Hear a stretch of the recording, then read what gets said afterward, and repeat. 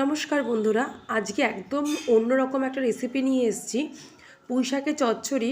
দেখো তো তোমাদের রেসিপিটা ভালো লাগে কি না। আজকে আমি আমার মতো করে রান্না করেছি একদম। দেখো, প্রথমে মুসুরির ডাল ভিজিয়ে রেখেছিলাম রাত্রিবেলা আমি।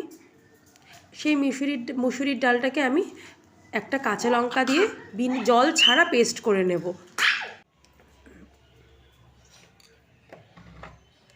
এবারে একটা কড়াইতে সর্ষের তেল গরম করতে দিয়ে ছোট ছোট বড়ার আকারে ওগুলো ভেজে নেব।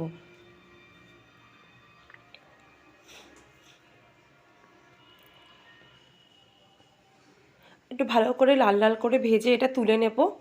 এবার সেই কড়াইতেই কিছুটা সর্ষের তেল দেব, তার মধ্যে দেব হচ্ছে 5 ফোড়ন আর একটা গোটা শুকনো লঙ্কা ফোড়ন। এবারে এই ফোড়নটা ভালোভাবে একটু ভাজা ভাজা করে নেব।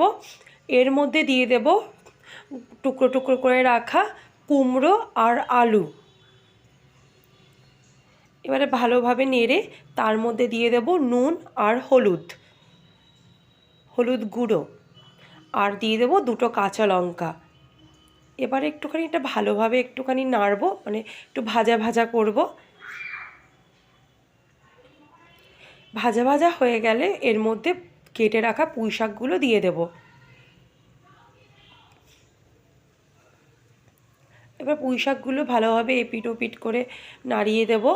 আর এবারে দিয়ে দেবো এখানে চিনির পরিমাণটা একটুখানি বেশিই দেবেন। এবারে একটু হালকা একটু জল দিয়ে এটা ঢেকে দেব সবজিগুলো, এমনকি পুঁই শাকের ডাঁটাগুলো সিদ্ধ হওয়ার জন্য।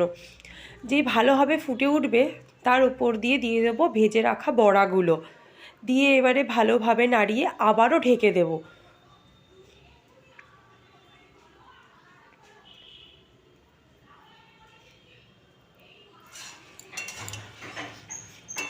দেখো, ঢেকে দিয়ে তোলার পরে দেখলাম এরকম হয়েছে।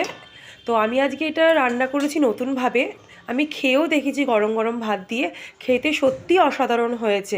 তোমরা একবার বাড়িতে এরকমভাবে ট্রাই করে জানিও কেমন লাগলো। আজকের মতো এখানেই টাটা।